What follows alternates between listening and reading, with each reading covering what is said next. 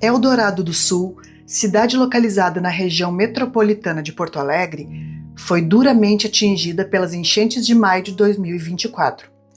Toda a área urbana ficou inundada e cerca de 32 mil pessoas, mais de 80% da população, foram afetadas pela tragédia. Mas apesar das dificuldades, Eldorado do Sul guarda histórias e belezas que merecem ser conhecidas. Aproveitamos a tarde ensolarada de domingo para perguntar aos moradores e turistas sobre o Tal Conde. Tu conhece a lenda do Arroio do Conde? Não. Não, nunca ouvi falar. Não, nunca ouvi falar. Não, não conheço. Nunca ouvi falar? Não, nunca ouvi falar. E a Estrada do Conde, essa tu conhece? Sim, a Estrada do Conde eu conheço, que ela dá acesso a Guaíba, né, que a gente passa por ali. Mais ou menos. O que tu conhece? Só a estrada mesmo. Não, só a Estrada do Conde ali, né, que eu conheço, mas arroio, a expressão arroio eu nunca tinha escutado. Sim, nunca ouvi falar que existe uma lenda que pode ter um tesouro que foi jogado ali no Arroio do Conde. Não, também não. Também é nova pra ti.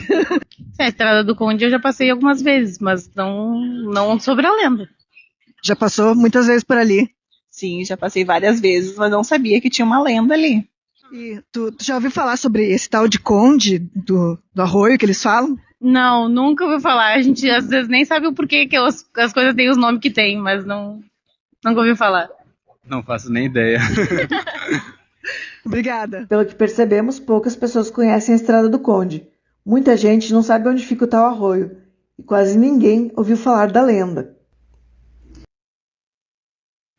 Eu sou a Ana Paula e eu estou aqui sobre a ponte do Arroio do Conde, mais precisamente na divisa entre a cidade de Eldorado do Sul e Guaíba.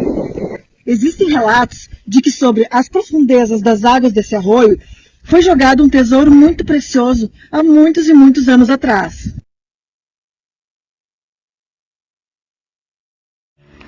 O senhor conhecia a lenda do tesouro do Conde? Não. Até hoje não conhecia, não sabia que tinha essa lenda aí. Mas aqui tu conhece bastante o Arroio do Conde. Não, sim, eu conheço vários pesqueiros aqui, porque final de semana assim, eu venho, quando não venho sozinho, trago a família para junto ter esse momento, lazer, né? Sim. Que é um dos lugares que a gente pode tirar para ter um lazer com a família, né? Final de semana. Eu acabo pescando a partir da ponte para cá, estaciono meu carro e pego a família e vou pescar, vou descansar, espairecer a cabeça.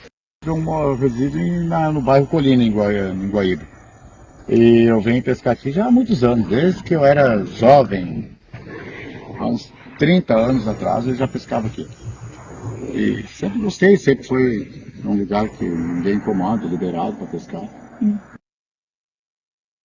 Para começar, até o dia de hoje eu não sabia a existência desse tesouro. Se acontecesse de eu achar esse tesouro, o achado, o nome já está dizendo, um achado, né? Então quer dizer que pertenceria a mim com certeza, porque foi achado. Mesmo não sabendo quem é o proprietário aqui, né, dessa propriedade, mas é algo achado, né? Acredito que eu ficaria com o tesouro, até porque eu não conheço os proprietários, não sei quem é, nem sei se ainda existe alguém da família ainda desses proprietários dessa localização aqui. Mas se eu achasse o tesouro, eu acredito que eu ficaria com o tesouro, eu não vou mentir para você, eu ficaria com o tesouro. Procuraria dar uma vida melhor para minha família, né? E criar uma ONG que eu tenho vontade de criar para pessoas dependentes químicos, né? Que eu sempre tive esse sonho, uma chácara, um lugar bem aberto, um lugar que eu pudesse cuidar e levar eles com autorização para poder se libertar dos vícios. Eu estou vendo na nossa juventude hoje em dia se perder nas ruas aí, né? Por causa esse problema com a droga. A droga tem sido hoje em dia o mal da nossa juventude, estamos perdendo muitos jovens com talentos aí, jovens que têm grande conhecimento, se perdendo por causa da droga. É por isso que criamos esse vídeo, com o intuito de resgatar a memória local. Mas para chegarmos até o tesouro, precisamos saber quem foi o tal Conde. Nosso documentário pretende focar nos personagens centrais da história da região, onde hoje é Eldorado do Sul. Afinal de contas, quem é esse tal Conde? Será que ele era realmente um conde a ponto de termos um arroio e uma estrada batizados em homenagem a esse tal conde? O escritor e historiador Aurélio Porto dedicou parte de sua obra ao estudo da lenda do tesouro do Arroio do Conde, uma das histórias mais conhecidas pelos gaúchos. Por que tiraste Maria Teresa de meus braços?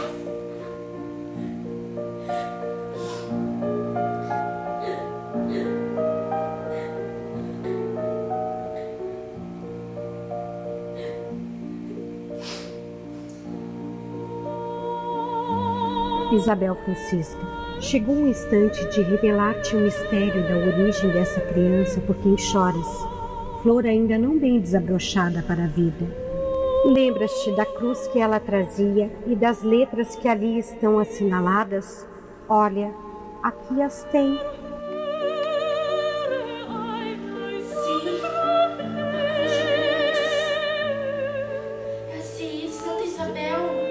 Tirei do cofre que acumulavas, joia a joia, este tesouro que julgara lhe trazer a felicidade.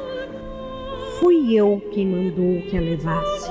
Queria fazer dela a medianeira entre a tua opulência e a miséria dos que têm fome. O que queres dizer?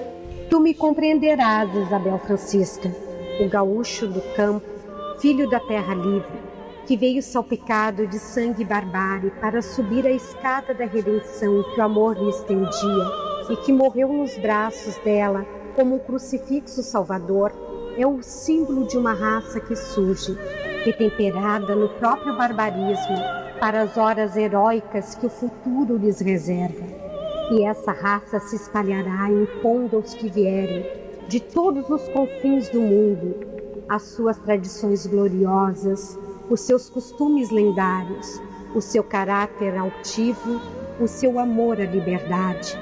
E ela, Maria Teresa, a força purificadora do amor, voltará em cada geração que surgir, viverá dentro dos corações de todas as mulheres, vibrará nos estos de todas as paixões. Ela virá? Virá para receber o tesouro.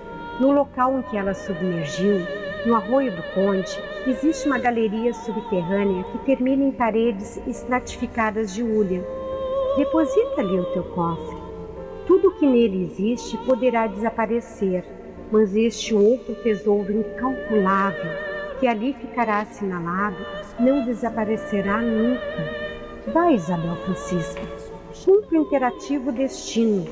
Um dia, quando se espalhar a lenda desse tesouro, que atiraste às profundezas do Arroio do Conde, alguém, levado pela ânsia de enriquecer, descobrirá no fundo dessa galeria subterrânea um tesouro bem mais valioso do que esse que o teu ouro representa. E agora vá.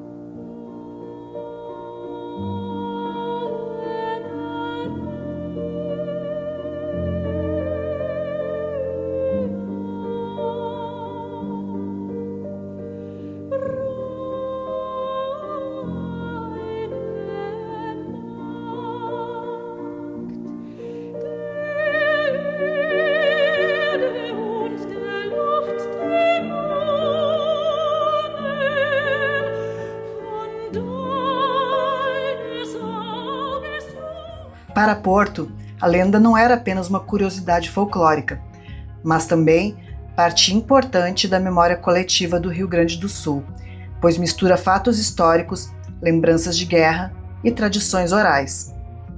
Em 1933, ele publicou pela Livraria do Globo a novela histórica O Tesouro do Arroio do Conde, onde uniu literatura e história.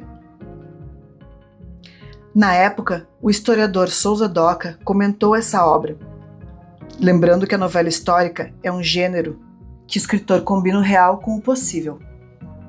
A novela histórica é, como sabemos, um dos gêneros literários em que o escritor, tendo erudição histórica e talento artístico, pode mesclar o real com o possível. Neste caso, porém, a finalidade é estética e não histórica.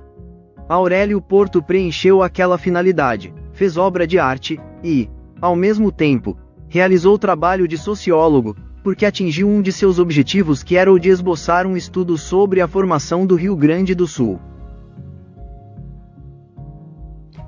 Para ele, Aurélio Porto conseguiu equilibrar o olhar do historiador e a sensibilidade do escritor, criando não só uma obra literária, mas também um estudo sobre a formação cultural e social do Rio Grande do Sul.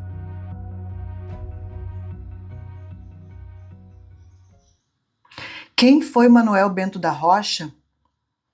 Natural da Vila do Conde, uma pequena cidade localizada em Portugal, a povoação de Vila do Conde é muito antiga, anterior à fundação de Portugal.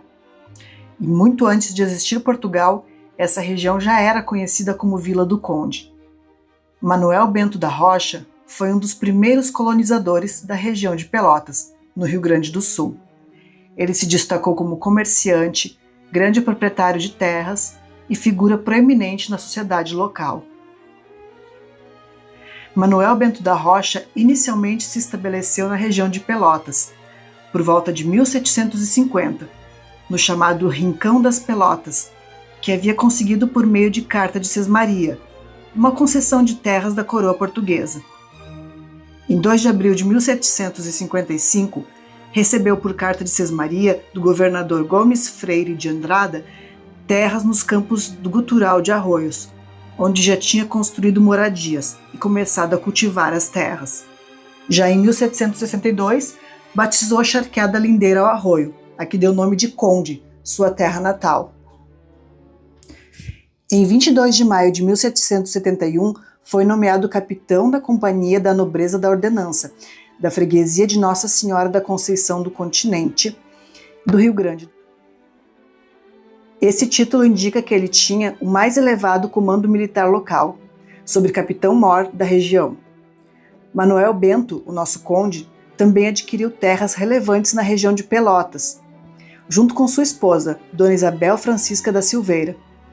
Entre elas, a estância que viria a ser a freguesia de São Francisco de Paula, em torno de 1779. Ainda percebe-se que ele adquiriu parte dessas terras em sociedade com Isabel, por meio de negociação formal. Manuel Bento da Rocha casou-se com Isabel Francisca da Silveira, mas não há registro formal como certidão de nascimento, atestando que o casal tinha filhos. E o que sabemos é que Manuel faleceu em 1791, em sua estância, na região de Pelotas. Após a morte de Manuel, em 1795, Isabel solicitou a demarcação de suas terras, que foram organizadas em 2 sesmarias.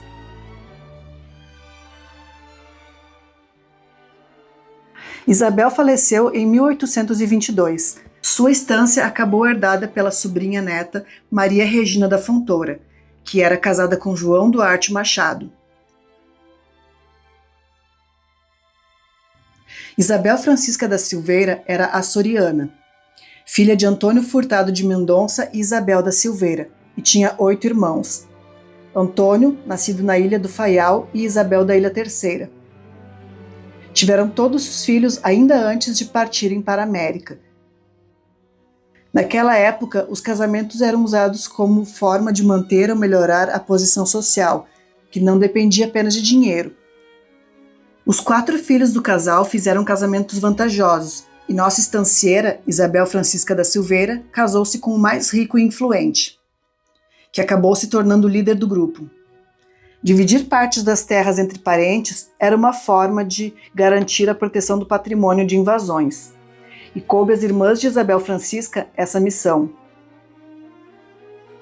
Como sabemos, Manuel Bento da Rocha e Isabel Francisca da Silveira não tiveram filhos, mas entre 1764 e 1783, Bento da Rocha foi padrinho de 41 crianças, fortalecendo sua posição como líder e figura respeitada no Rio Grande de São Pedro.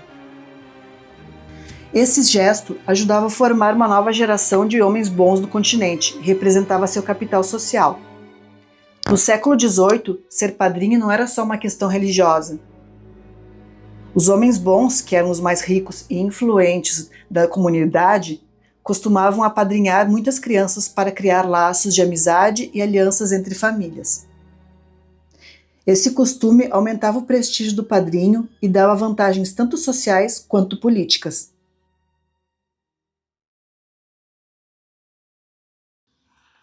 Em 21 de outubro de 1791, Manuel Bento da Rocha, já muito doente, ditou seu testamento em casa, na estância Nossa Senhora dos Prazeres. Por não conseguir escrever, pediu que um escrivão fizesse.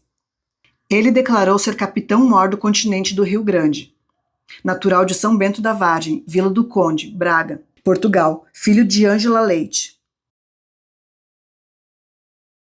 Informou que era casado com Isabel Francisca da Silveira, mas sem filhos.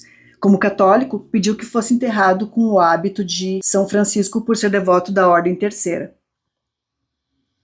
Nomeou como responsáveis pelo cumprimento do testamento sua esposa, Isabel Francisca da Silveira, o compadre e sócio, capitão José Francisco da Silveira, o cunhado sargento-mor Francisco Pires Casado e o compadre Melchior Cardoso Osório. Determinou que todas as dívidas fossem pagas, inclusive as pequenas do dia a dia, e destacou que havia também pessoas que lhe deviam dinheiro. Deixou todos os bens para sua esposa, Isabel, autorizando-a a vender o que fosse necessário para quitar obrigações, sem necessidade de processos judiciais.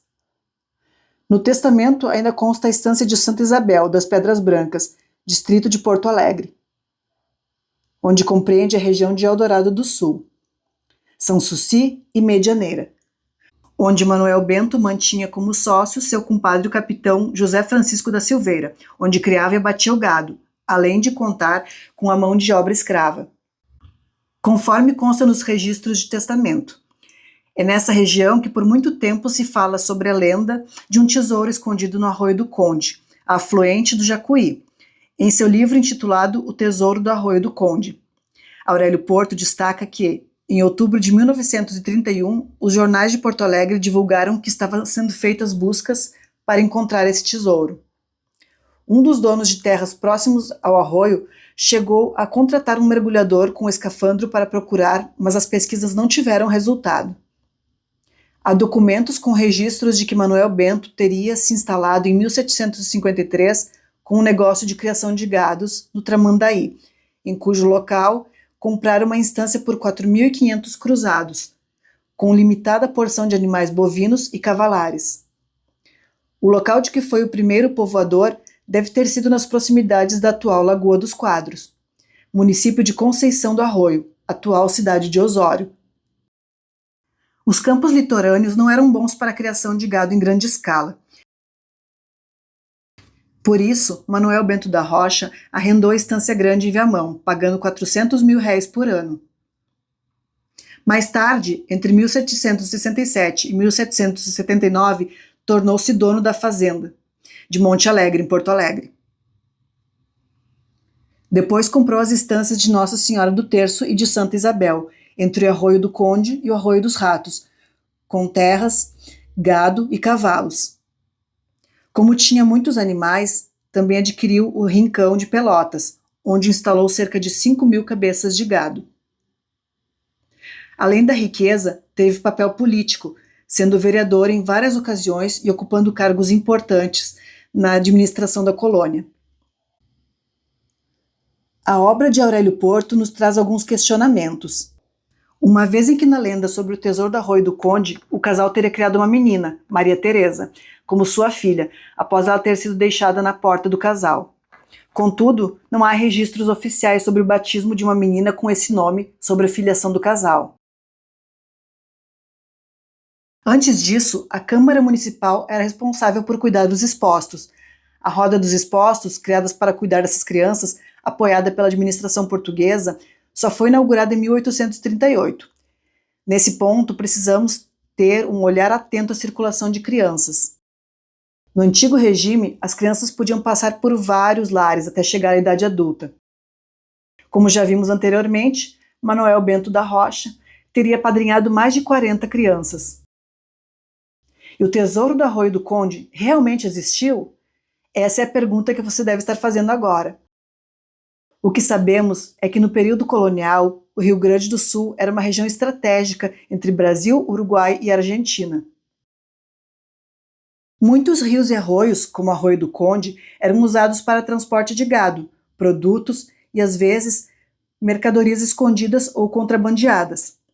Tesouros poderiam ter sido escondidos em locais afastados para proteger valores de invasores ou saqueadores. Muitas histórias de tesouro surgiram como lendas locais, passando de geração em geração. Às vezes são inspiradas em fatos reais de riquezas escondidas.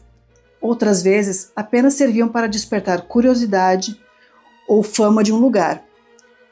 O fato de um proprietário de terras próximo ao arroio ter contratado pessoas para procurar o tesouro no início do século XX mostra que a lenda já estava viva há décadas, o que reforça a ideia de que o tesouro era parte da tradição oral e da imaginação local. A lenda provavelmente mistura a história real de conflitos e riquezas escondidas com tradição popular, tornando o Arroio do Conde um ponto de fascínio para caçadores de tesouros.